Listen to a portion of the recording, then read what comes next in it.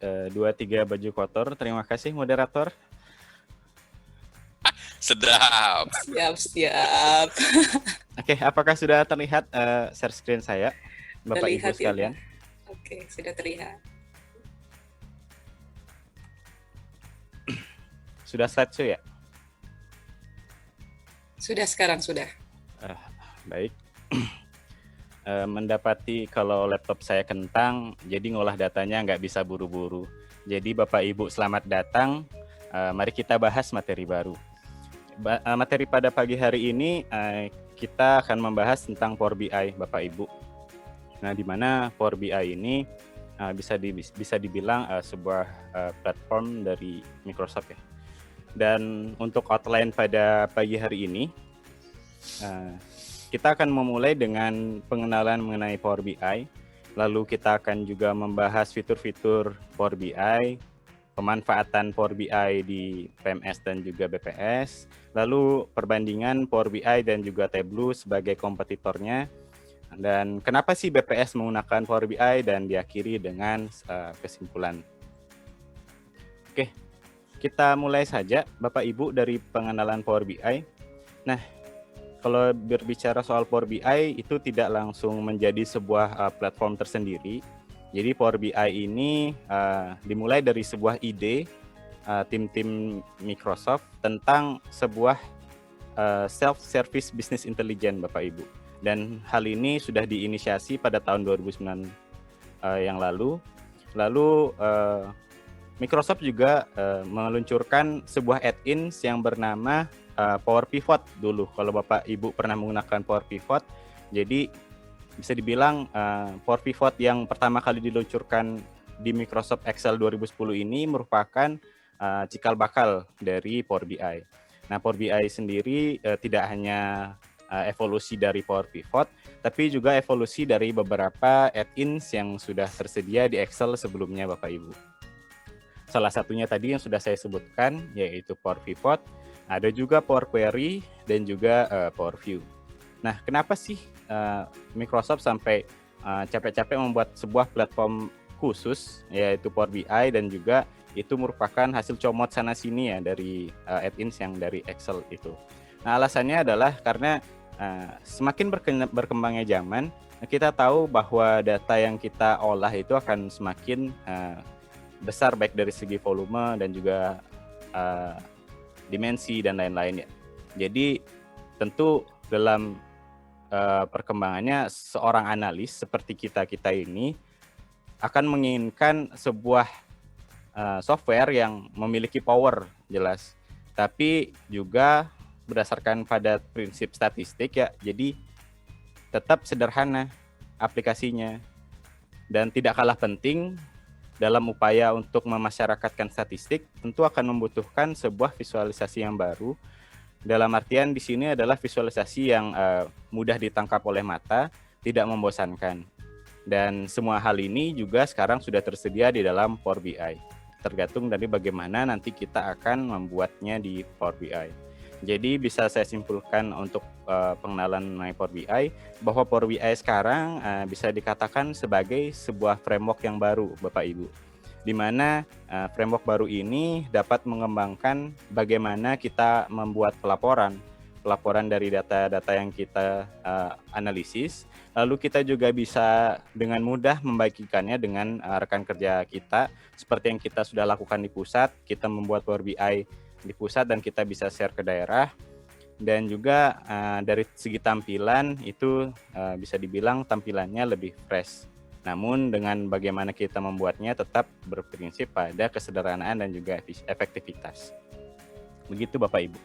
Jadi mungkin Bapak Ibu bingung, tadi apa sih yang dimaksud dengan self-service business intelligence gitu. Saya juga kemarin bingung Bapak Ibu. Nah, business intelligence itu adalah bagaimana kita sebagai end user mendapatkan insight dari data yang sudah kita analisis gitu. Jadi istilah self-service business intelligence process adalah bagaimana end user seperti kita secara langsung dapat melakukan pengolahan data sehingga mendapatkan insight yang berguna untuk kita baik secara organisasi maupun ada kepentingan lain. Tapi kalau di BPS tentu untuk kepentingan BPS, insight data dari BPS untuk kita gunakan baik itu untuk kepentingan yang lebih banyak ya Bapak Ibu. Nah, di mana self-service business intelligence process ini diawali oleh misalnya kita memulai dengan data transformasi. Tentu data yang kita gunakan mungkin ada yang bisa langsung kita gunakan ataupun tidak secara langsung bisa kita gunakan, perlu adanya transformasi, dilanjutkan dengan data modeling, lalu data enhancement, di mana data enhancement ini memungkinkan kita untuk melakukan deep analisis yang lebih dalam ya dari data yang kita punya untuk mendapatkan set itu. Lalu kita beranjak menuju data visualization, di mana di sini kita akan membuat sebuah tampilan yang bisa menyampaikan apa sih pesan dari yang ingin kita sampaikan kepada end user lainnya. Lalu deployment, dan yang terakhir adalah bagaimana kita akan melakukan visual analysis. Nah, kalau bisa dilihat di sini gambaran dari sederhananya mekanisme kerja dari Power BI adalah sebagai berikut Bapak Ibu. Jadi kalau misalnya kita berbicara soal Power BI, harapannya Power BI ini merupakan sebuah solusi yang komprehensif untuk melakukan report dan juga analisis. Nah, kalau misalnya dilihat dari bagian kiri di sini, jadi data yang kita punya untuk dimasukkan ke dalam Power BI itu bisa terhubung dari data yang dari cloud maupun dari on-premise file, misalnya dari file lokal yang ada di personal komputer kita ataupun dari database personal kita. Nah, di mana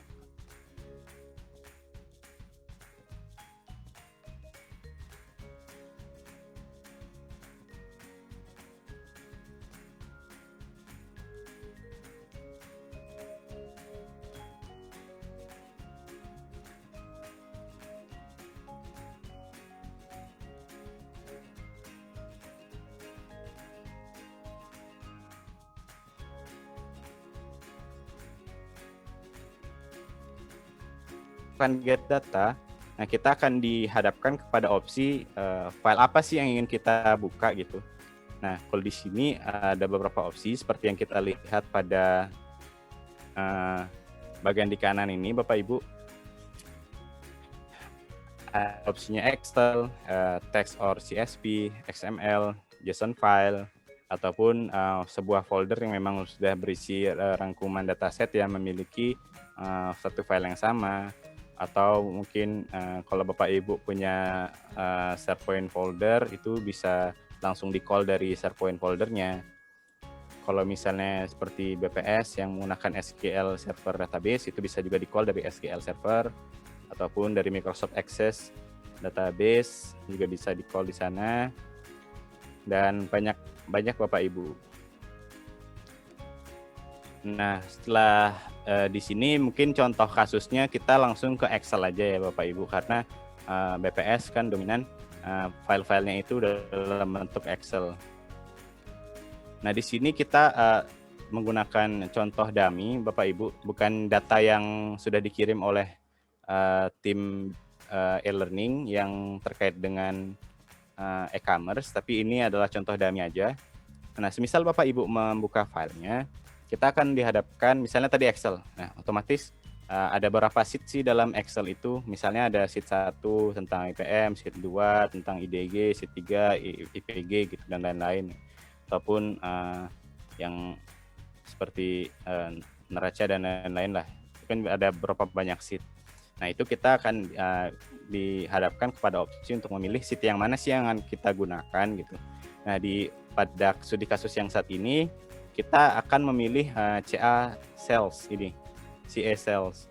Jadi nanti ada di sini checkbox yang di sebelah kiri.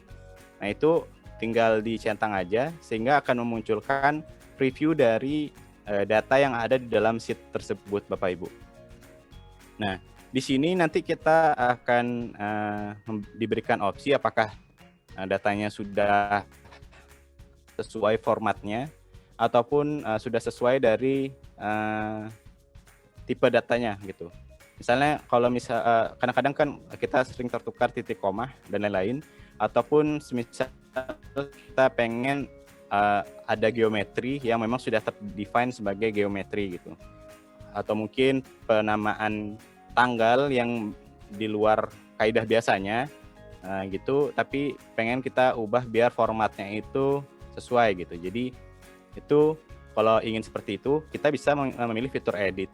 Sedangkan Bapak Ibu juga bisa langsung saja pakai filenya, asalkan filenya memang sudah sesuai gitu, data-data di dalamnya sesuai dengan apa yang kita inginkan, agar nanti ke depannya pada saat melakukan pengolahan tidak terjadi miss gitu. Misalnya revenue di sini kan otomatis datanya integer ataupun numeric ya. Nah, takutnya nanti malah kebacanya string gitu. Jadi Bapak Ibu nanti malah dapat gitunya frekuensinya, bukan malah dapat rata-rata, median ataupun kuantil dan lain-lain gitu. Itu kan hal yang tidak kita inginkan. Nah, saat kita misalnya menginginkan adanya perubahan dari tipikal datanya, kita bisa langsung klik menu edit dan akan muncul editor seperti berikut Bapak Ibu. Nah, di sini kurang lebih tampilannya agak mirip Excel. Jadi untuk Bapak Ibu yang sering menggunakan Excel mungkin akan lebih terbiasa seperti ada fungsi di sini, tapi mungkin untuk melakukan fungsinya agak berbeda ya gitu. Jadi agak perlu dipelajari juga tentang bagaimana membuat fungsinya. Nanti dia akan menjelaskan. Di sini ada beberapa menu edit yang memungkinkan Bapak Ibu entah mengubah bentuk datanya atau mengubah tipikal datanya. Misalnya di sini date sudah dalam bentuk date, tapi misalnya ini country ini kan pengennya siapa tahu langsung ke geometri, kita bisa ubah langsung ke geometri. Ataupun misalnya revenue ini masih belum numeric, kita ubah ke numeric.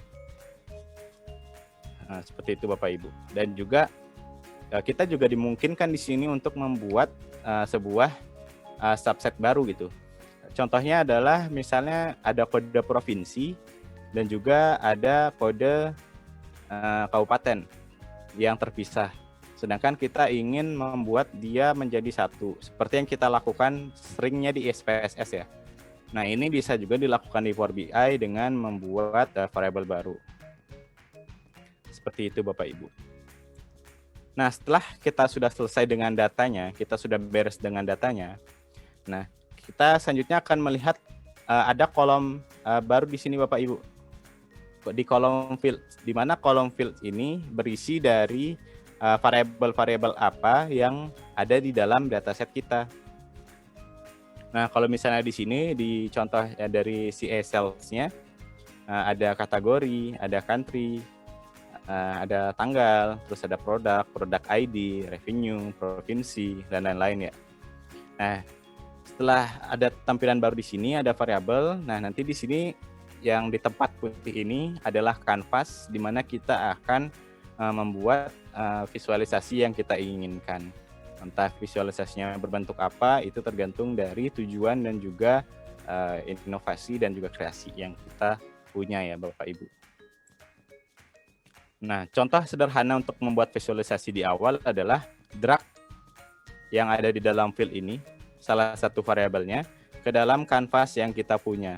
Misalnya di sini saya drag kategori nih, thread, taruh. Nah, otomatis nanti akan memunculkan ini Bapak Ibu, kategori. Istilahnya kalau misalnya kita cuma drag aja, nanti kita akan dihadapkan kepada bentuk cross tab gitu. Kalau mungkin Bapak Ibu yang sudah pernah menggunakan pivot table di dalam Excel, di add-in Excel, mungkin tidak asing dengan ini ya. Tapi bedanya di sini lebih mudah aja, jadi bisa di drag gitu. Koreksi jika saya salah.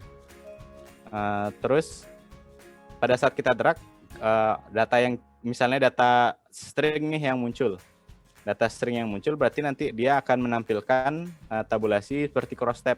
Ini kategori ini ada apa aja gitu, bukan menampilkan tabelnya isinya apa dalam satu itu, tapi dia sudah langsung mengklasifikasikan ini ada berapa kategori. Nah, bisa juga Bapak Ibu menggabungkannya dengan beberapa variabel lain. Tapi misalnya kita saat melakukan drag, diharapkan dragnya di dalam kategorinya Bapak Ibu. Maksudnya adalah pada saat kita melakukan drag, nah itu kita bawa ke kategori. Lepasnya itu di kategori. Nah, jangan di luar kategori. Nanti pada saat kita melakukan drag tapi di luar kategori, misalnya di sini, nah itu akan menghasilkan dua tabulasi baru, dan sedangkan kita kan pengennya buat cross-tab yang lebih banyak gitu. Nah, seperti itu. Jadi kalau misalnya kita drag di dalam tadi kategorinya, terus ditumpuk, nanti akan muncul tabulasi seperti ini gitu. Ya, simpelnya seperti itu. Nah, sejauh ini kita baru membuat tabel aja nih gitu. Sedangkan kan kita pengennya nggak cuma tabel gitu. Kalau kita melihat tabel, siapa sih yang tertarik? Mungkin akademisi doang yang tertarik, tapi masyarakat kan apa sih maksudnya gitu. Jadi setelah kita membuat tabulasinya, kita juga bisa membuat visualisasi lain Bapak Ibu. Kita bisa melihat di sini, di samping kolom fields itu ada visualization. Di sini Bapak Ibu diberikan beberapa opsi dari jenis visualisasi yang diinginkan. Contohnya misalnya di sini, di paling kiri kan ada stack bar. Nah, itu adalah diagram batang. Tapi tidak hanya diagram batang gitu, mungkin ada diagram batang yang berganda, ataupun diagram batang yang bertiga, ataupun nanti mau buat diagram garis, ataupun juga membuat diagram lingkaran. Itu ada opsinya di dalam visualization ini. Dan nanti ini tergantung dari tujuan Bapak Ibu, juga ada bergantung dari karakteristik data, dan yang paling penting adalah apa yang ingin kita pilih. Jadi sesuai dengan kepentingan kita juga gitu, untuk menghasilkan visualisasi yang diinginkan. Nah, kalau dilihat dari tabulasi awal, ini berarti diagram batang ini cuman membuat visualisasi dari kategori. Seperti yang dilihat di sini ada mix dan lain-lain gitu. Nah, bagaimana sih pengen menampilkan diagram batang yang lain? Misalnya provinsi gitu. Jadi di Power BI ini ada fitur di sini Bapak Ibu. Ingin misalnya mengubah hierarki dari diagram batang yang ingin dibuat. Tadi kan kita lihat bahwa misalnya dilihat dari aksis ini, tabulasi yang kita buat itu di kolom pertama kan ada kategori. Nah, setelah kategori kan ada kolom provinsi. Selanjutnya ada kolom tanggal gitu. Jadi kalau misalnya Bapak Ibu pencet yang ini, yang sudah ditandai ini, nanti dia akan berubah ke hierarki selanjutnya gitu. Tadi membuat diagram batang kategori, kalau Bapak Ibu next, dia akan membuat diagram batang provinsi. Seperti itu. Kalau di next lagi, ntar bakal jadi tanggal gitu. Jadi kalau misal grafiknya bersifat individual seperti diagram batang, dan datasetnya sudah kita tentukan dan lebih dari satu kolom, itu nanti Bapak Ibu bisa mengubah hierarkinya dengan mengklik tombol ini. Gitu Bapak Ibu. Nah, semisal nih kita udah jadi grafiknya, kita pengen lihat datanya, bisa juga Bapak Ibu. Jadi istilahnya malah kebalik ya gitu ya, engineer-nya untuk membuat tabulasi dari data-data yang ada. Itu Bapak Ibu tinggal bisa lihat, klik si data di titik 3 yang ada di dalam grafik di pojok kanan atas. Bisa juga diekspor datanya. Nah, untuk kasus ini pemanfaatannya bisa aja kalau misalnya kita di data skala besar. Nah, kita ingin membuat cross tab-nya, tapi kita juga pengen lihat apakah visualisasinya bagus dulu, baru nanti kita ekspor datanya untuk bisa ditaruh di lampiran ataupun di mana gitu, ataupun justru ingin membuat tabulasinya secara langsung.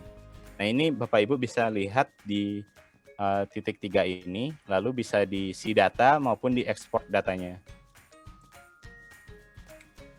Selanjutnya adalah tadi kan kita melihat aksisnya terlalu kecil gitu, kita tidak bisa melihat beberapa aksisnya, jadi kita juga bisa memodifikasinya Bapak Ibu biar bisa terlihat. Nah, itu ada di kolom format.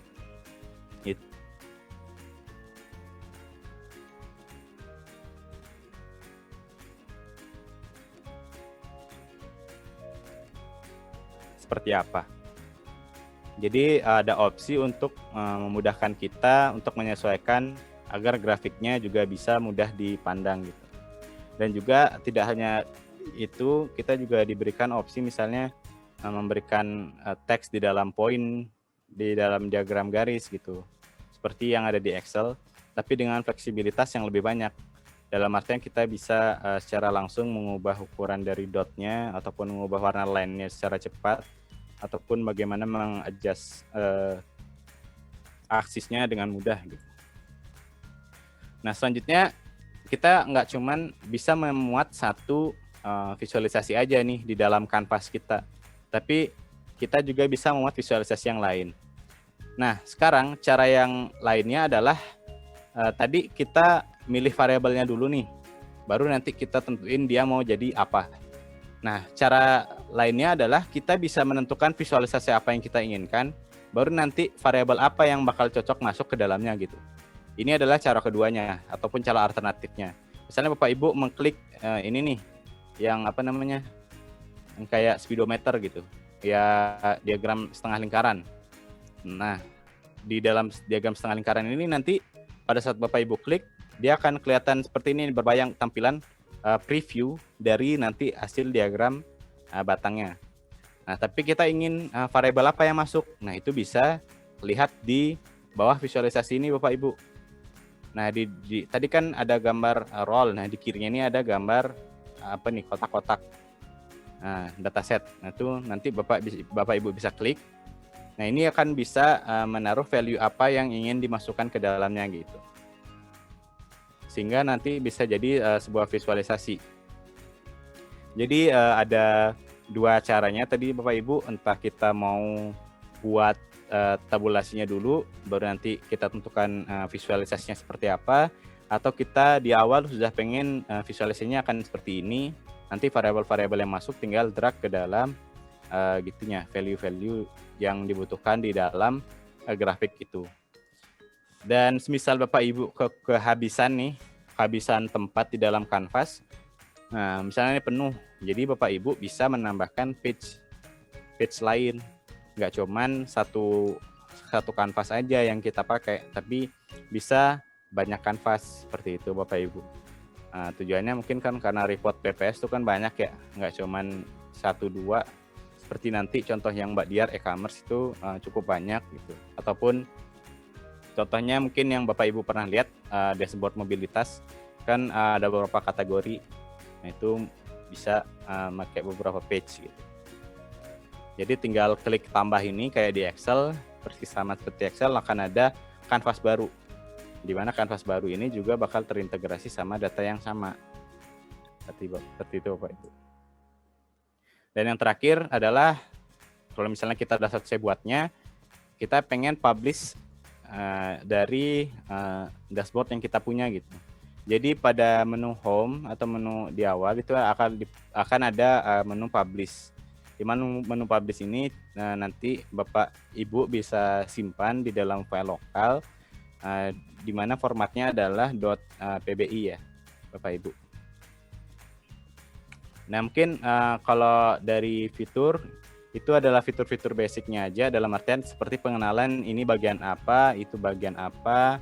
Nanti untuk jelasnya nanti akan Mbak Diar contohkan pada praktiknya, dan juga ada beberapa yang lebih advance dibandingkan itu. Nanti mungkin Mbak Diar akan menjelaskannya seperti membuat variabel baru dan lain-lain.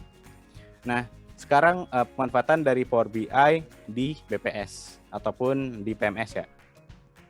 Nah, pemanfaatannya adalah di sini dengan Power BI kita bisa menghasilkan integrated dan accessible dashboard, di mana dashboard yang datanya terintegrasi dengan database dari BPS. Seperti data e-commerce yang kita punya sekarang, kan datanya cukup besar, sehingga kalau misalnya kita selalu simpan di lokal, otomatis itu akan cukup berat, sehingga nanti itu database yang kita punya di BPS akan terintegrasi dengan Power BI-nya. Jadi saat update datanya diharapkan agar dashboard-nya juga terupdate sehingga menghasilkan dashboard yang juga real time. Nah, selanjutnya adalah accessible dashboard, di mana dashboard ini bisa diakses di mana saja dan hasilnya tetap terintegrasi gitu. Misalnya nih Bapak Ibu di Jawa Tengah ataupun di Sulawesi, tetap bisa kan mengakses dari dashboard yang kita punya di pusat, tapi tergantung diberikan akses atau enggak gitu. Tetap ada sekuritasnya di sana, tapi kan tetap bisa kita akses walaupun jauh gitu. Dan ini bakal terintegrasi dengan apa yang kita lakukan di pusat. Misalnya data yang di pusat A tidak mungkin sampai di Sulawesi, itu bakal jadi berubah. Selain itu, di Power BI sendiri kita juga bisa memanfaatkan raw data analysis. Nah, di mana Power BI sendiri menyediakan alat untuk melakukan agregasi data seperti tadi yang kita lihat Bapak Ibu. Misalnya variabel kita banyak, pada saat kita melakukan drag dan juga melakukan cross tab, itu secara tidak langsung kita melakukan pengolahan raw data di Power BI. Misalnya ini melakukan cross tab perempuan 15 tahun ke atas yang A terus dengan penghasilan B gitu. Itu kita bisa lakukan di Power BI. Selain itu juga Power BI otomatis nggak cuma bisa buat cross tab Bapak Ibu. Sebenarnya ada fitur data analysis expression di sini, di mana Power BI memiliki sekitar lebih dari 250 fungsi yang bisa kita gunakan. Nah, ini mungkin lebih advance. Kalau misalnya Bapak Ibu tertarik, itu nanti ada khusus link yang mungkin nanti bisa di-share tentang bagaimana menggunakan data analysis expression ini. Terus yang terakhir adalah fresh visualization, yaitu membuat grafik yang tidak monoton, baik dari segi bentuk, warna, dan juga desain gitu. Seperti yang tadi kan kita warna-warninya flat palette gitu, tidak seperti Excel yang langsung monoton seperti bentuknya kayak apa gitu misalnya. Ataupun seperti SPSS yang terlalu monokrom gitu, bisa sih diubah warnanya, tapi kan pada saat kita lihat awal itu kan monokrom banget gitu. Nah, sekarang kita bandingkan si Power BI dengan si kompetitornya.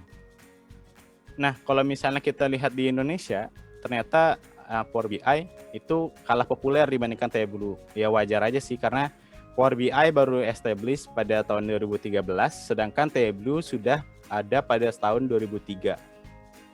Nah, sedangkan di luar negeri itu lebih jauh lagi gitu, lebih jauh tidak populer Power BI. Ya karena mungkin alasannya base-nya ya, karena Tableau kan memang marak di Amerika dan riset-riset terkenal itu kan dari Amerika juga. Jadi memang kalau secara popularitas ya Power BI masih kalah dengan Tableau. Dan kalau misalnya kita bandingin sama satu lagi alat visualisasi, yaitu Microsoft Excel, ternyata itu jauh melampaui semuanya di Indonesia, karena Excel masih nomor 1 ya di hati orang-orang Indonesia untuk melakukan visualisasi data dibandingkan Power BI ataupun Tableau. Ya mungkin karena kegunaan Excel juga nggak cuma sekedar visualisasi, tapi memang juga mengolah data. Tapi ya sederhananya juga kalau mengolah data ringkas di Power BI juga bisa gitu dengan DX. Nah, sekarang pertanyaannya, apa sih gunanya Tableau secara khusus dan apa sih penggunaannya Power BI secara khusus? Nah, ini saya kutip dari itconnect.uw.education. Itu kalau Power BI itu khususnya base case-nya adalah penggunaan dashboard dan juga laporan gitu. Sedangkan kalau Tableau itu base case-nya adalah ad hoc analysis dan juga dashboard. Nah, kalau misalnya kita mohon maaf ini judulnya salah ya Bapak Ibu, saya belum ganti. Nah, jadi hal itu yang mendasari kenapa sih BPS lebih memilih menggunakan Power BI gitu. Kan tadi base case-nya adalah saat kita ingin menggunakan Power BI ini untuk membuat laporan dan juga dashboard. Nah, oleh karena itu alasan BPS kenapa menggunakan Power BI otomatis ya pertama karena memang nama besar Microsoft itu sendiri, dan juga dari integrasi software-software yang ada di BPS seperti SharePoint dan lain-lain itu memang udah cocok aja sama Power BI. Terus tujuan kita juga kan untuk membuat dashboard, terus juga untuk laporan juga ke publik maupun internal. Jadi memang base case ini cocok gitu untuk organisasi seperti BPS. Selain itu dari sekuritas juga cukup terjamin, dan yang nggak kalah penting juga karena Excel masih meraja di Indonesia ya. Jadi karena base-nya cukup mirip dengan Excel, apalagi kalau orang yang sudah menggunakan Excel dengan add-in seperti pivot table, itu maka menggunakan Power BI itu bukan sebuah kendala yang cukup berarti gitu. Baik Bapak Ibu, kita sampai ke kesimpulan bahwa pengaplikasian Power BI bisa dilihat di sini Bapak Ibu tidak terlalu rumit untuk kepentingan visualisasi, dan saya harap memang kenyataannya seperti itu untuk kita semua ya, agar nanti visualisasi yang kita hasilkan juga cukup bagus dan juga tidak monoton. Selain itu juga Bapak Ibu bisa mengembangkan Power BI di sini juga untuk kepentingan dari masing-masing provinsi untuk membuat dashboard data yang sudah ada gitu, misalnya itu diintegrasikan dengan Power BI gitu untuk menghasilkan visualisasi yang lebih baik. Juga itu tergantung dari Bapak Ibu sendiri untuk bagaimana ngulik dan juga bagaimana berkreasi dengan Power BI. Oke, sekian dari saya Bapak Ibu.